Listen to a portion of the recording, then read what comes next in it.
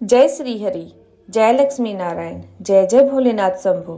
भाइयों और बहनों, आज हम माघ मास महात्म्य के चौथे अध्याय की पावन कथा सुनने जा रहे हैं। ये अध्याय हमें बताता है कि माघ मास में किया गया एक छोटा सा दान जीवन और भाग्य दोनों बदल देता है। एक समय की बात है, राजा युधिष्ठिर ने श्री कृष्ण से पूछा, हे प्रभु, माघ मास में स्नान और दान का फल कितना बड़ा है? भगवान श्री कृष्ण बोले, माघ महीने में किया गया तिल स्नान, तिल दान और गुड़ का दान अनगिनत पापों को जला देता है और मनुष्य को मोक्ष की राह पर चला देता है। एक गांव में एक गरीब ब्राह्मण रहता था। परिवार बड़ा, घर में साधन कम, पर उसका दिल भक्ति से भरा था। माघ का महीना आया, सर्दी की कड़क थी। लोग घर में रजाई ओढ़कर बैठे थे। एक दिन एक साधु उसके दरवाजे पर आया। साधु ठंड से कांप रहा था। उसने कहा, बेटा, बहुत ठंड है, थोड़ा सा पानी गरम करके दे स्नान के लिए। ब्राह्मण ने अपनी आखिरी लकड़ियां जलाकर पानी गरम कर दिया और साधु को स्नान कराया। फिर अपने हिस्से का तिल और गुड़ साधु को दान दे दिया। साधु ने मुस्कुराकर आशीर्वाद दिया, तेरा घर कभी खाली नहीं रहेगा, तेरे कुल में सुख संपत्ति बनी रहेगी। और साधु चले गए। पर असल में वह साधु स्वयं भगवान विष्णु थे, जो भगत की परीक्षा लेने आए थे। कुछ ही दिनों में ब्राह्मण के घर में बरकत बढ़ गई। रोग, कर्ज और दुख सब दूर हो गए। इस अध्याय में भगवान कहते हैं कि प्रातः तिल से स्नान करो, तिल का दान करो, कंबल वस्त्र दान करो, गुड़ का दान करो और सबसे जरूरी बात, दान में भावना होनी चाहिए, दिखावा नहीं। ओम नमो नारायणाय, ओम नमः शिवाय, इनमें से जिस नाम से प्रेम हो, जिस नाम में भक्ति भाव आपको महसूस होता हो, वही जपो। भक्ति भाव ही असली शक्ति है। भाइयों बहनों, यह था माघ मास। श्री वशिष्ठ जी कहने लगे कि हे राजन, अब मैं माघ के उस महात्म्य को कहता हूँ जो कार्तिवीर्य के पूछने पर दत्तात्रेय ने कहा था।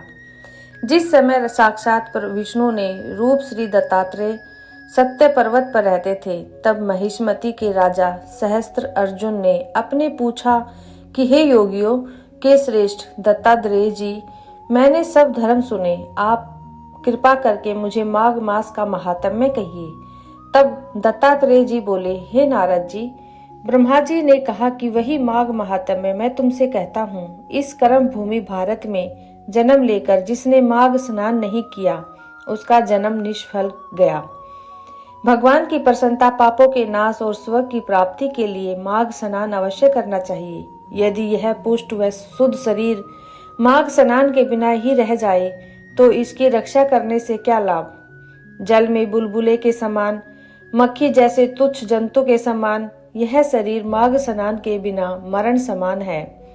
विष्णु भगवान की पूजा न करने वाला ब्राह्मण, बिना दक्षिणा और श्राद्ध, ब्राह्मण रहित क्षेत्र, आचार रहित कुल, ये सब नाश के बराबर है। गर्व से धर्म का, क्रोध से तप का, गुरुजनों की सेवा न करने से स्त्री तथा ब्रह्मचारी, बिना जली अग्नि से हवन और बिना साक्षी के मुक्ति का नाश हो जाता है। जीविका के लिए कहने वाली कथा, अपने लिए बनाए हुए भोजन की क्रिया, शूद्र से भिक्षा लेकर किया हुआ यज्ञ और कंजूस का धन, ये सब नाश के कारण हैं। बिना अभ्यास और आलस्य वाली विद्या, असत्य वाणी, विरोध करने वाला राजा, जीविका के लिए तीर्थ यात्रा, जीविका के लिए व्रत, संदेह युक्त मंत्र का जप, व्यग्र चित्त होकर जप करना, वेद न जानने वाले को दान देना, संसार में नास्तिक मत ग्रहण करना, श्रद्धा बिना धार्मिक क्रिया, यह सब व्यर्थ है। जिस तरह दरिद्र का जीना व्यर्थ है, उसी तरह माघ स्नान के बिना मनुष्य का जीना व्यर्थ है। ब्रह्मघाती, सोना चुराने वाला, मदिरा पीने वाला, गुरु पत्नी गामी और इन चारों की संगति करने वाला माघ स्नान से पवित्र होता है। जल कहता है कि सूर्योदय से पहले जो मुझसे स्नान करता है, मैं उसे बड़े से बड़े पापों को नष्ट करता हूँ। महापातक भी स्नान करने से भस्म हो जाते हैं। माघ मास में स्नान का जब समय आ जाता है तो सब पाप अपने नाश के भय से कांप उठ जाते हैं। जैसे मेघों से मुक्त होकर चंद्रमा प्रकाश करता है, वैसे ही श्रेष्ठ मनुष्य माघ मास में स्नान करके प्रकाशमान होते हैं। काया वाचा मनसा के लिए किए हुए छोटे या बड़े, नए या पुराने सभी पाप स्नान से मुक्त होते हैं। जैसे मेघों से मुक्त होकर चंद्रमा प्रकाश करता है, वैसे ही श्रेष्ठ मनुष्य माघ मास में स्नान करके प्रकाशमान होते हैं।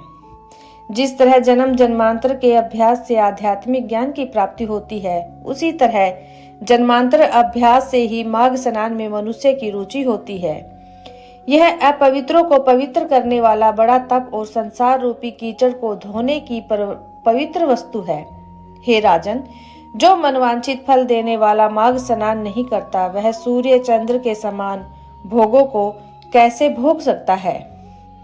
भाइयों और बहनों, यह सुना आपने माघ मास के महिमा और उसका महात्म्य। भाइयों और बहनों, धर्म किसी दिखावे का नहीं, दिल की सच्चाई और मन की सफाई का नाम है। माघ मास हमें यही सिखाता है, थोड़ा सा दान, थोड़ा सा नाम और पूरे जीवन धन्य। अगर आपको यह कथा अच्छी लगी हो तो इसे औरों तक पहुंचाए और सब बोलो ओम हरि हरि बोल, जय श्री हरि, जय भोलेनाथ। जाते जाते वीडियो को लाइक और चैनल को सब्सक्राइब कर दे और हाँ, बेल आइकन घंटी वाला बटन जरूर दबाएं ताकि सबसे पहले वीडियो आप तक पहुंचे। और हमारे भक्ति पेज चैनल को में बनने के लिए आपका बहुत धन्यवाद।